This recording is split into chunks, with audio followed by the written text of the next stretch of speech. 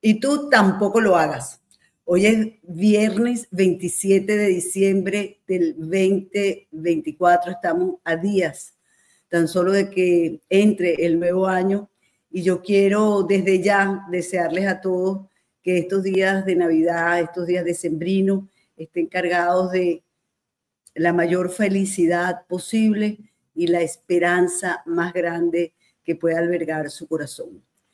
Bueno, hoy tenemos un tema importante, un tema duro, un tema que atañe sin duda alguna a todos los venezolanos, porque en particular a los venezolanos, porque digamos que nuestra idiosincrasia, nuestra manera de ser, nuestra calidez, lo que hemos sido, está siendo pisoteado. Y es porque en tiempos de democracia, yo me imagino que ustedes recuerdan, tanto como yo, Venezuela era conocida y reconocida en el mundo por ser un país petrolero, ser una cantera de peloteros y además tener unas mujeres hermosas que ganaban todos los concursos de belleza. Pero en estos tiempos de ahora, en tiempos de tiranía, de dictadura, la marca de exportación de Venezuela es el Tren de Aragua.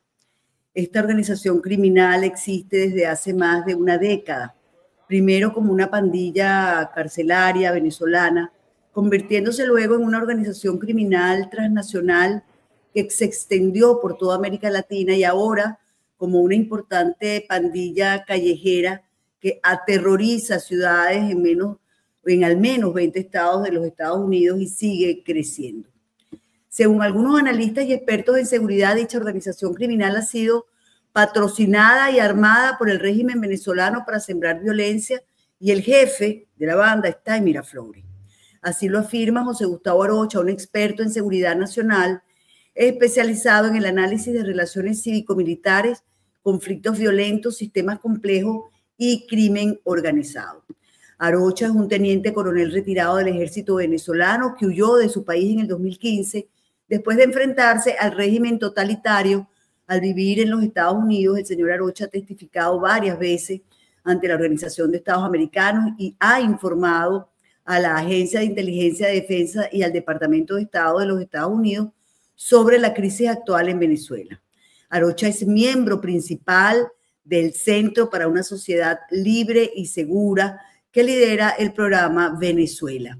Él posee además una maestría en Administración Pública de la Universidad de Harvard en el 2018. Tiene también un posgrado en Desarrollo Organizacional de la Universidad Católica Andrés Bello y es investigador afiliado para el Centro de Intervenciones Complejas, una organización de investigación con sede en los Estados Unidos. Así que nos conectamos ya de inmediato, ya lo tenemos aquí con nosotros, el teniente coronel del ejército José Gustavo Arocha. Bienvenido, un gran saludo y abrazo en la distancia. El saludo, Nathan. Gracias por la invitación a tu programa y bueno, a la orden. Y bueno, ante todo, una feliz Navidad para todos venezolanos y toda esta audiencia. Así es. Mire, señor Arocha, el Tren de Aragua pica y se extiende, pero sí. Hay cosas que a uno le llaman la atención enormemente. No recuerdo si le di a Pedro este video, pero el canciller actual, Iván Gil, afirmaba hace algún tiempo que el Tren de Aragua era una ficción, que eso no existía, que era mentira. Yo no sé si tenemos aquí el video. Voy a aclarar, Pedro, aquí. Periodista venezolana, y sabe muy bien. Sí, en Venezuela y la organización Tren de Aragua lo hemos dicho y hemos tenido encuentros con la prensa donde hemos demostrado no solamente que el Tren de Aragua es una ficción creada por la mediática internacional para tratar de crear una etiqueta inexistente, como lo hicieron en su momento con el Cartel de los Soles. Recordemos, entonces se venció el discurso del Cartel de los Soles, se demostró que esto es una organización que no existe, que jamás ha existido. Ahora inventan una llamado Tren de Aragua, una organización que existió en Venezuela, localizada, y que luego se ha tratado de poner como marca. Y hemos visto, por ejemplo, cómo ridículamente aparecen videos, incluso de gente que dice, tú eres venezolano, entonces puedes saber, dice, somos del Tren de Aragua, dicen algunos, o chilenos. Es decir, se trata de crear una marca. Tenemos comunicación en materia de seguridad permanente. Nuestra Policía Nacional Bolivariana, el viceministro de Seguridad Ciudadana, el director general del CICPC, todo tiene una acción. Tuvimos recientemente un desayuno con todos los medios, creo que nos informaron bien, donde se mostró todos los detalles de la inexistencia de la Organización de Agua y de la colaboración que tenemos con todas las instancias de América Latina y el Caribe en materia de seguridad y en materia de combate. Entonces, la realidad, Venezuela ha combatido la delincuencia. Bueno, esto es, vengamos de nuevo, Pedro. Vengamos de nuevo. Esto realmente, yo no sé, yo quisiera comenzar esta conversación con esta impresión. Sí. O su primera impresión. Bueno, la primera herramienta de cualquier guerra asimétrica o no convencional es la negación plausible. Es decir, todo operación en la cual niegue o sea muy difícil comprobar que lo hiciste es lo más que se busca en cualquier operación encubierta o asimétrica. Y eso es lo que es el Tren de Aragua, una herramienta no convencional de guerra asimétrica contra sus enemigos.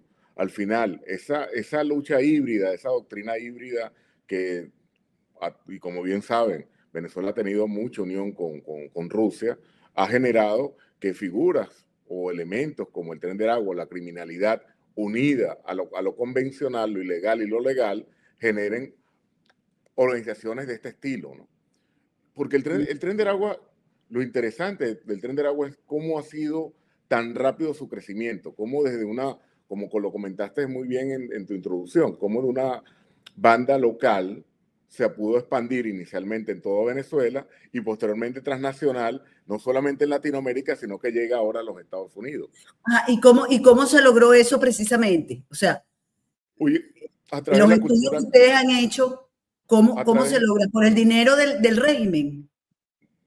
A través de la cultura carcelaria. Vamos, porque ¿qué pasa? El tren de Aragua al final, ¿qué es el tren? Vamos un poco más atrás a entender un poquito las raíces, ¿no? Es decir, la cultura carcelaria en Venezuela, sobre todo cuando se crea el Ministerio de Prisiones, y recordemos que Tarek El Aissami era el viceministro de Justicia y después fue ministro de Interior, y de paso, recordemos también que él estudió criminalística y entonces utilizan no la inteligencia factor en función del bien, sino en función del mal. Entonces comienzan a utilizar las cárceles como centros de cultivo para generar una cultura donde se les dio un poder a lo que llaman los pranes, que son los presos, los jefes, asesinos natos, es decir, como los jefes de los carcelarios, y entonces establecen una subcultura donde internamente en las cárceles se llama carro a toda la logística carcelaria, son sus carros, sus luceros, a las personas guardaespaldas le dicen luceros, pero fuera de las cárceles, a los expresidiarios o la extensión presidiaria fuera de la cárcel se le denomina tren. Todo lo que es la logística fuera de la cárcel con personas que habían sido prisioneros se le denomina tren. En Venezuela existieron más de 5 trenes. Estaba el tren del norte, el tren de Guyana, el tren del Pacífico, el tren de Aragua, por supuesto, y el tren del Llano. Todas esas son estructuras que alrededor de las cárceles fueron creciendo. Pero ¿qué pasa? ¿Qué hace diferente el tren de Aragua? Primero, el éxito. Es decir, todas intentaron hacer lo mismo que el tren de Aragua, pero el tren de Aragua logró posicionar la marca, el tren de Aragua logró crecer y tener la capacidad de alimentarse con otras bandas criminales y establecer lo que dice el canciller, establecer la marca. Y esto no se logra, porque nos hacen ver la figura narrativa de que el niño guerrero dentro de una cárcel es la mente maestra que logra esto. No, esto es a través de la potenciación de la cultura carcelaria, a través del control de las prisiones, donde dan todos los elementos para que esto suceda. Y lo vimos ahorita cuando ellos utilizaron estas operaciones Guaycaipuro para limpiar las cárceles en Venezuela, notaron que habían zoológicos, piscinas, discotecas. ¿Y cómo se realiza esto si no es con intervención del Estado y permitiéndolo ellos que así suceda? En otras palabras, ellos crearon toda la estructura necesaria para que esta figura llámese Tren de Aragua, exista. En Ahora, otras palabras, los grandes creadores fueron ellos. exacto. Y después entonces le pregunto, ¿los infiltran en estos grupos de migrantes que salen por todas partes, pero Eso con es una otro punto. misión específica que es desestabilizar las naciones, los gobiernos democráticos? Vamos otra vez atrás. Ok. ¿Cómo ellos se desarrollan después en las comunidades? A través de lo que se llama las zonas de paz. Esta zona de paz, que son eufemismos de la paz, es simplemente la paz criminal. Y la paz criminal utilizada para el control ciudadano. Cuando ellos logran ese objetivo de control social, sobre todo en las diferentes comunidades, donde no hay ningún tipo de Estado de Derecho y el único Estado de Derecho son los que involucran o potencian los criminales, lo comienzan a exportar. Y yo quiero aquí dar esto como un punto crítico. Las grandes víctimas del Tren de Aragua es la comunidad venezolana. Y nosotros, como comunidad venezolana en el exterior, somos los grandes responsables, o somos no los responsables de acabarlo, pero sí somos los responsables de limitar. Denunciarlo. El Tren de Aragua es el Tren de Aragua y nosotros somos venezolanos, ciudadanos de bien que queremos trabajar. Porque, como tú también lo comentaste al inicio, nosotros nuestra cultura es una cultura de integración, una cultura de que nosotros siempre pensamos que en el bien de las personas, pero nosotros tenemos que entender que hay un grupo minoritario, criminal, organizado para desestabilizar, que lamentablemente son compatriotas, son venezolanos y que fueron creados para tal fin. Y no necesitan una solidaridad automática de nuestra parte. Por el contrario, necesitan ser denunciados, necesitan ser expuestos para nosotros, precisamente como venezolanos, decir, una cosa es el Tren de Aragua y otra cosa somos nosotros. Claro. Yo creo que los venezolanos, sobre todo los que estamos en el exterior, bueno, yo me imagino que todos, nos hemos vuelto, somos unos venezolanos distintos. Yo no sé si usted comparte conmigo eso, pero esa confianza que uno tenía antes con todo el mundo, en mi caso particular, y lo he conversado con algunos connacionales, ha mermado. Es decir, uno ahora tiene desconfianza y averigua, investiga un poco más. Creo que nos han dado muy duro. Nos han dado muy duro adentro y afuera. Y entonces ahora estamos como muy alertas de quién es quién, a quién le abro la puerta de mi casa y a quién no. Sí, ya nosotros no damos cheques en blanco. Ya no los damos. Eso es una realidad. Y es, de paso, eso es parte del crecimiento. Y precisamente parte de ese crecimiento, de esas interacciones y lastimosamente esos golpes, nos hace ver e identificar quién es quién. Y por eso es que, a pesar de que muchas personas pueden decir, bueno, ese trato hacia el Tren de Aragua puede generar xenofobia, al contrario, yo creo que genera tener nosotros bien claro quiénes somos como sociedad. Una cosa es entender que en toda sociedad hay la gran mayoría buenas personas, pero también hay una gran minoría que deben ser expresados, deben estar en estado de derecho. Y eso nos pasa a nosotros los venezolanos, nos pasa a nuestra sociedad, porque recordemos algo que yo siempre lo pongo en cualquier reunión como punto inicial de conversación. Venezuela es el último país en estado de derecho del mundo, Nito. Del mundo. O sea, imaginémonos un país donde no hay ley. Eso es Venezuela. Y eso es todo lo que permite que organizaciones como el Tren de Aragua surjan. La impunidad, la recompensa a no cumplir la ley y el querer hacer lo que les da la gana. Entonces, eso es, te he descrito lo que está en Miraflores. Y entonces Tren de Aragua es una extensión de la actitud de lastimosamente, los que usurpan actualmente el poder en Venezuela, que lo estamos viendo en toda Latinoamérica y actualmente en los Estados Unidos. Ahora, fíjese, y yo tengo mil preguntas en la cabeza, pero vemos al señor Gil, al canciller, negar la existencia del Tren de Aragua. Pero recientemente vemos a Maduro decir que sí existe, pero el que lo lidera es la oposición. ¿Perdón? Es la oposición. es la posición. Yo quiero que veamos esta parte para todos los seguidores además. Pues, están las pruebas, las grabaciones, sé que están. Sé que en Estados Unidos los organismos de inteligencia manejan cómo Leopoldo López, a través de Gilbert Caro, homicida, preso en cárcel de Miami, dirigía el tren de Aragua desde España, desde Estados Unidos y hacia Venezuela. Y cómo pretendían utilizar al tren de Aragua para la violencia postelectoral, lo cual impidieron los organismos policiales, militares, de seguridad y judiciales de Venezuela. Leopoldo López, Gilbert Caro, David Molanqui, Carlos Vecchio, Juan Guaidó y compañía. Pura joya. Yo de verdad, mira, ¿a quién le habla él? A su público, ¿no? Sin duda, sin duda. Él engaña ya, o sea, él sigue engañando a su público o se hacen que los engañan. Sí, bueno, recuerda algo también, Nito, él pretende pensar que perdió unas elecciones por más de 4 millones de votos, entonces, ¿qué podemos pensar cualquier cosa que diga?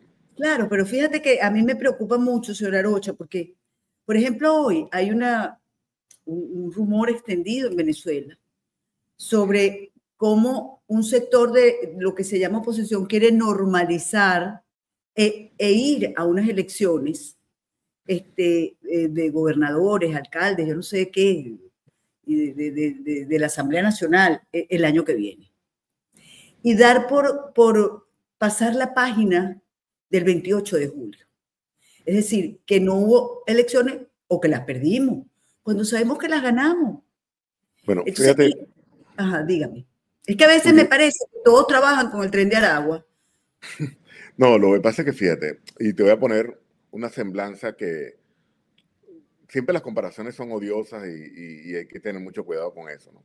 Pero en el año 2021, en mayo del 2021, Assad ganó unas elecciones en Siria, ¿no?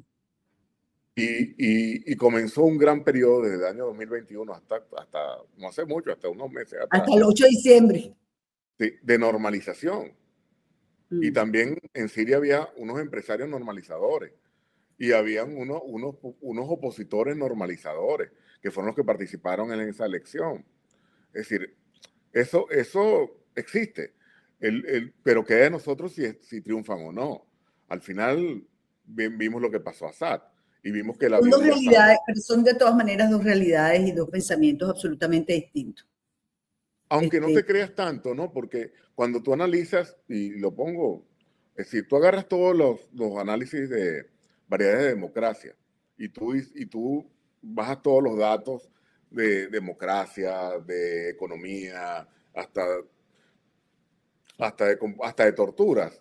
Tú pones a ver y tú dices, haces un algoritmo y dices, mira, ¿qué países se parecen más a otros? Y Venezuela se parece mucho a Siria en términos de indicadores.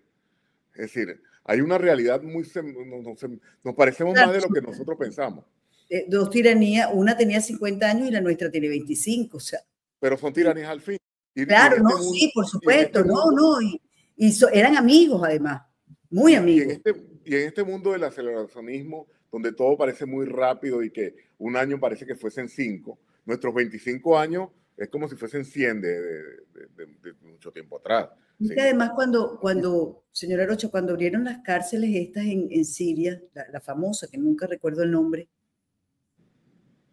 a mí lo que me venía a la mente era la tumba. Eso va a pasar, eso va a pasar. Pero además ver en las cámaras de televisión del retén, que había gente abajo y no sabían cómo abrirlo, yo decía, esto es la tumba, esto es una... Sí.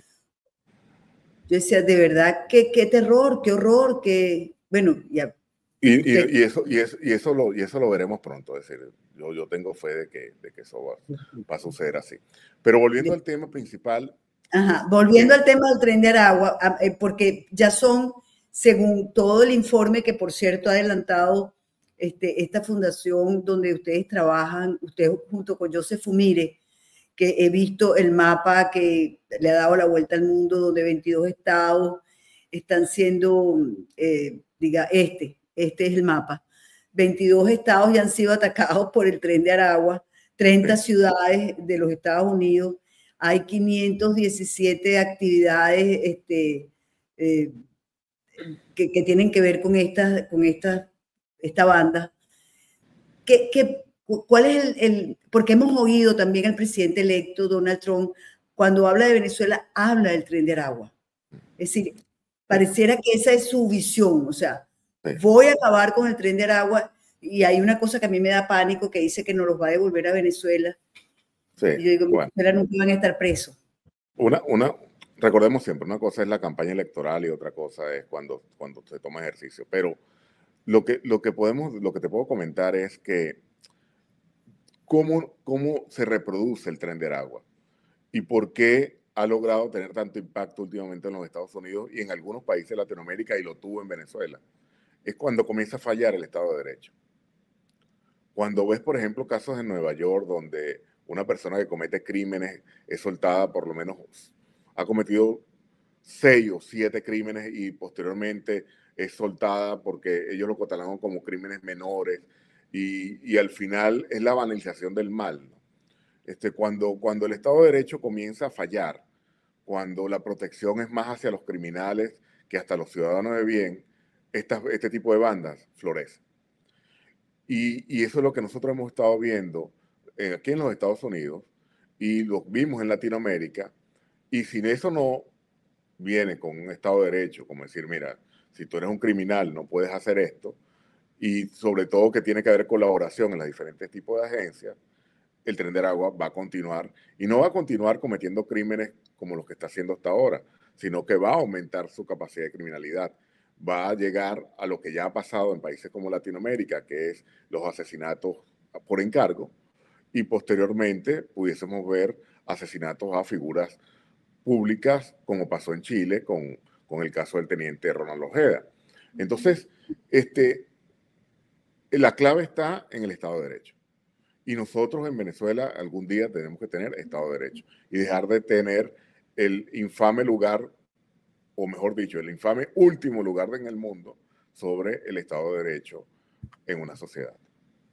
Ustedes desde esta fundación, que no sé si, me imagino, que han tenido conversaciones con cuerpos de seguridad, etcétera, ¿qué recomendaciones les han dado, si se pueden decir, para sitiar, vamos a decir así, sitiar al Tren de Aragua?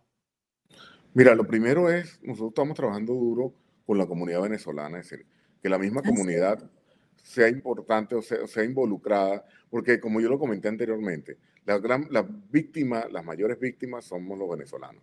Es decir, las mayores víctimas del Tren de Aragua son migrantes venezolanos, especialmente mujeres, que ellos la obligan a la prostitución, extorsionan negocios venezolanos, y posteriormente, a partir de allí, ellos van aprendiendo las diferentes metodologías y van a otros tipos de nacionalidades, sobre todo migrantes vulnerables.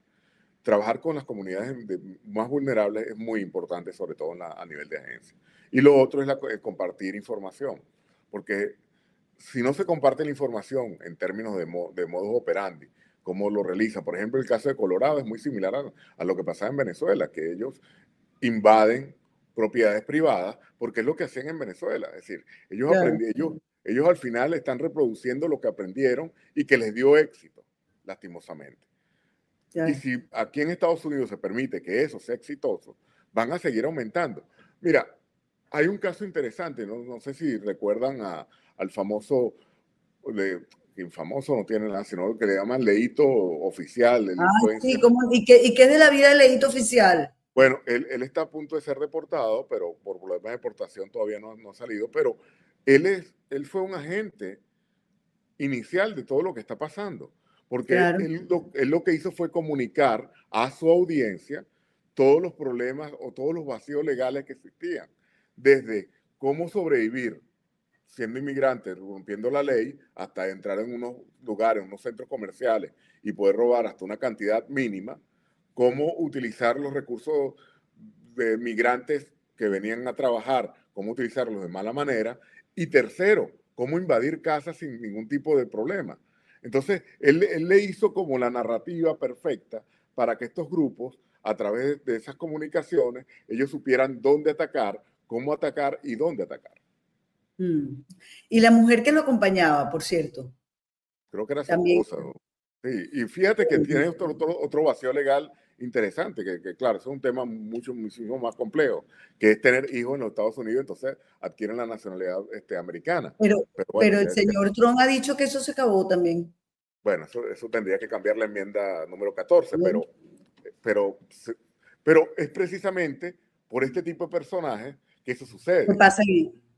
Claro. Y utilizan esos vacíos legales que en una oportunidad se hicieron, oye, con toda la buena intención, pero figuras pensando siempre en el mal y no en el bien, lo utilizan estos vacíos para generar caos, porque al final ellos son un agente de caos. Ellos lo que quieren es desestabilizar. Claro. Mire, ¿y qué sabe usted de Tarek El Aissami? ¿Dónde está? Supuestamente es el plan de Fuerte Tiuna. Ah, es el plan de Fuerte Tiuna. Claro, porque él creó el pranato y al final él se transforma en un pran. Porque al final, esto es importante, las cárceles venezolanas no son iguales a las cárceles en otros países. En las cárceles venezolanas son castillos de protección, donde la figura del que le denominan pran está protegida. Hay muchos de por sí, esta figura cuando salen, es más, han cumplido hasta condena y siguen estando en la cárcel, porque ese es donde ellos se sienten más seguros, donde tienen protección, no solamente del Estado, sino también de los reos. Y entonces eso genera que puedan hacer todo con impunidad. ¿Dónde más lo van a colocar? Y entonces al final es lo mismo que Tarek El Aissami. Él es un preso en una cárcel venezolana. Es decir, él desde allí debe estar llamando telefónicamente, está protegido por el Estado. ¿Iris Varela? No sé dónde está. Pero imagino que está. Pero al final, estas creaciones, como todo, y todo régimen totalitario pasa lo mismo. Ellos van generando y van reciclando, porque al final esto es la ideología, es la idea. Por eso es que estos sistemas complejos son, voy a hacer una redundancia, son complejos, ¿no? Porque no importa el nodo que tú quites, si tienen capacidad de adaptarse, ellos indudablemente lo van a hacer. Por eso que estos son sistemas complejos adaptativos, porque logran adaptarse ante cierto estrés o ante cierto estímulo. Una vez que se adaptan, aprenden, y una vez que aprenden, viene lo que pasó con el Tren de Aragua, se expanden. Y entonces estamos ahorita en el caso del Tren de Aragua, en el lugar de la expansión. Y para evitar eso, entonces nosotros tenemos que quitar diferentes nodos y entender que pueden reproducirse, pero tenemos que ser más rápido quitando los nodos que ellos reproduciéndose o que ellos adaptándose. Por eso es que tiene que ser una presión continua en diferentes actores para que pueda colapsar el sistema. Y al final... Ahora, con la llegada inminente de Donald Trump, ¿usted no piensa que ellos podrían echarse para atrás? Porque, bueno, según todo lo que uno escucha, Trump viene con mano dura. Sí. Y es lo que inicialmente va a pasar. Pero sí, sin duda. Pero inicialmente, pero después van a tratar de desatarse otra vez. Porque le comenté, todo sistema complejo adaptativo se adapta y aprende. Ellos van a ver cómo viene. Y estos sistemas autoritarios, y es más, lo decía Assad. Assad, hay un libro muy interesante que decía Assad o comamos el país, que lo escribió un periodista americano, donde ellos comentaban que lo principal que ellos buscaban era resistir, porque ellos entendían que cada 4 años, por lo menos aquí en Estados Unidos, había un cambio de gobierno. Y las democracias occidentales siempre hay rotación o alternabilidad. Y ellos lo que querían era siempre sobrevivir. Al final, estos individuos criminales van a tratar de resistir lo más que puedan, y es donde, a través de tecnología y a través de ayuda entre las agencias, y especialmente la comunidad venezolana, hay que buscarlos de una manera quirúrgica y saber quiénes son para poder desmantelar la banda por completo. Los otros trenes, porque hay otros trenes, que es el tren de los llanos, el tren de no sé dónde, ¿esos se han unido al tren de Aragua? Están pasan a ser una marca del Tren de Aragua. Y al final, para ellos es más, como marca al fin o como franquicia al fin, les es más útil para generar miedo, para generar sentido de alianza, para generar protección, etiquetarse en lugar del llano como de Aragua. ¿Cuántos miembros cree usted que tiene el Tren de Aragua? Fácilmente pasan más de 5,000 miembros. Porque de nuevo, es la estructura carcelaria. ¿Cuántos presos han cuando el problema en un país sin Estado de Derecho es que no hay reinserción del reo a la sociedad de una manera, oye, que diga, mira, tú cumpliste tu pena, ahora vas a reingresarte a la sociedad y vas a tener oportunidades para posteriormente ser un hombre de bien. Eso no existe en Venezuela. En Venezuela las cárceles se transforman en la gran universidad del crimen. Entonces tú sales de la cárcel es para seguir cometiendo crímenes y para entonces financiar lo que ellos llaman la causa. Es decir, con lo que tú labores afuera, ayudas a tus compañeros dentro de la cárcel a través de tus negocios y siguen expandiendo y generan un gran sentido de colaboración muchísimo más fuerte del que nosotros pensamos. Entonces se pueden comunicar mucho más rápido de lo que nosotros pensamos y por eso es que tienen esa gran capacidad de adaptación, porque ellos es una fraternidad y la fraternidad de las cárceles es muy poderosa, al menos en Venezuela. Qué difícil, no solamente para, yo diría que qué difícil para los venezolanos de tener un gobierno democrático, de verdad lograrlo.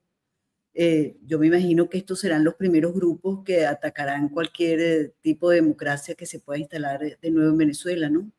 Es posible, pero lo primero que nosotros tenemos que hacer es cómo vamos a tratar a nuestros presos, cómo va a ser la figura carcelaria, sobre todo, indudablemente, el que cometió un delito tiene que pagarlo, pero posteriormente cómo va a ser reinsertado en la sociedad, cómo va a estar en la sociedad posteriormente, cómo nosotros queremos que ese ciudadano que pagó una pena pase y forme parte de la sociedad, o qué tipo de pena vamos nosotros a colocar, porque serán 30 años suficientes, 40, 50, no lo sé, pero lo bueno es que nosotros estamos evolucionando como sociedad, y lo dijiste también, no somos los mismos, y debemos aprender de experiencias de otros países y ver qué en realidad en Venezuela o en nuestro país va a funcionar, porque tenemos que cambiar por completo el hecho, y lo voy a hacer reiterativo, el hecho de que seamos el último país en Estado de Derecho.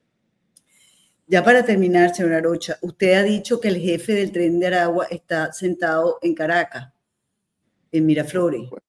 Por supuesto. Es que el Tren de Aragua es la herramienta asimétrica más poderosa que ha construido el régimen de Maduro en los últimos años. Ha sido su experimento estrella. Ha sido el experimento que es capaz de que un canciller lo niegue. Y como lo comenté al principio, la negación plausible es lo máximo que busca cualquier operativo de inteligencia. Que todo el mundo sepa que tú lo hiciste, pero que nadie te lo pueda comprobar. Y eso es el Tren de Aragua. Los cuerpos de seguridad, digo, no sé, la defensa de los Estados Unidos, ¿entiende eso que usted ha dicho? Que el jefe del Tren de Aragua está sentado en Miraflores. Ya creo que lo han dicho también. Es decir, ellos entienden perfectamente que Tom Holland, por decir algo, ha declarado que en Miraflores o en Caracas está los jefes del Tren de Aragua. Porque aquí no se cree en eso de que el niño guerrero en Tocorón lidera la organización quizás transnacional que ha crecido con mayor rapidez en el mundo. Eso no es posible. Desde Tocorón, no. Desde Miraflores, sí. Claro, pero dicen que él está en el estado Bolívar, ¿no? También el niño guerrero.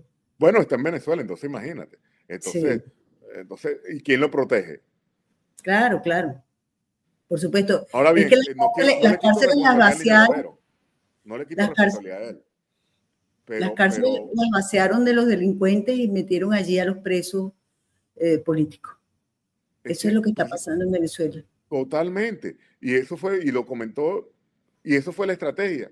Eso fue lo que se pensó desde el inicio. ¿Por qué hicieron estas operaciones? Porque ellos sabían que esto iba a pasar. Y lo que están haciendo es cumpliendo su plan. ¿Cómo hacemos para quebrarles el plan? Bueno, lo que hicimos el 28 de julio, con toda nuestra fuerza ciudadana, con toda nuestra capacidad. Lo primero, nunca perder la voluntad de lucha. Mientras nosotros sigamos luchando, cualquier persona luchando por la libertad venezolana, ellos no van a estar en paz, y eso es lo que nosotros tenemos que hacer. Muchas personas dicen, bueno, ¿qué va a pasar el 10 de enero? No lo sé, yo creo que nadie lo sabe. Pero tampoco el 10 de enero se va a acabar Venezuela. Va a haber un 11, un 12, un 13, y seguiremos luchando todos los que queremos vivir en libertad y sobre todo retornar a un país en democracia. Señora Rocha, mientras usted estuvo en la tumba, en algún momento perdió la voluntad de lucha. En algún momento dijo, no voy a poder. No, lo que yo pensé cuando estaba en la tumba era que yo tenía que salir de allí para seguir luchando. Qué bueno escucharlo, de verdad. Y sigue en la lucha. Muchísimas gracias, de verdad, por habernos dado estos minutos. Estamos encantados. Sé que esta es la primera, pero no será la última vez que conversemos. Le agradecemos muchísimo, de verdad. Bueno, muchísimas gracias por la invitación. Y que el año que viene sea lo mejor posible para todos. Para todos, sí, señor. Para todos los hombres de bien y las mujeres de bien, claro que sí. Así es. Un gran abrazo, de verdad. Muchas gracias. Con ustedes, amigos, sencillamente será hasta el lunes, cuando de nuevo estaremos en contacto con todos ustedes, como siempre, a las 9 de la noche, hora Venezuela, por aquí, por el canal de Nito. Nos vemos.